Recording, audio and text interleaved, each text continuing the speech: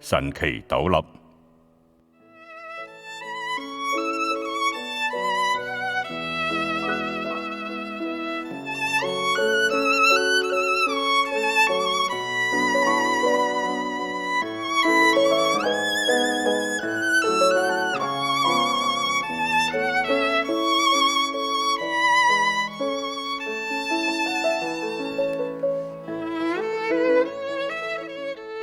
梁武帝做咗40-50年嘅皇帝，其中最為人津津樂道嘅就係佢曾經3次捨身到同太子出家，寧捨江山美人，甘身做佛嘅奴隸，同神宗無古相伴。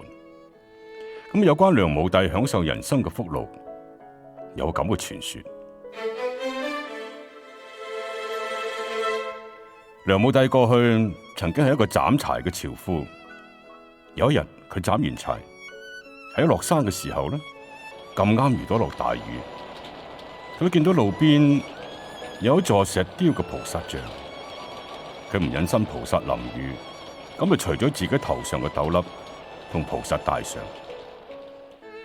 由於佢呢點嘅善心，後嚟民間就流傳有一首偈語：三寶門中福好收，一文施捨萬民收。不信但看梁武帝，曾施一粒管山河。施一粒就得到統管山河嘅福報，好多人一定感到不可思議。但係梁武帝當時呢，並冇要求咩回報，一份純正嘅善心，當然能夠感應咁殊勝嘅福報啦。反而睇一般人拜神明、求菩薩，要功名權位，要財食受祿，就好似啱啱你種入泥土嘅種子，但係你好心急，經常去翻動，咁點能夠開花嘅結果呢？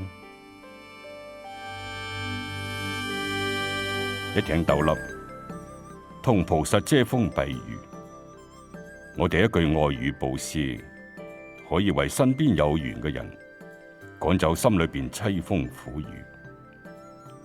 以結緣布施為心田，最大嘅感應唔係發菩薩放光加持，而係開發我哋內在嘅光明。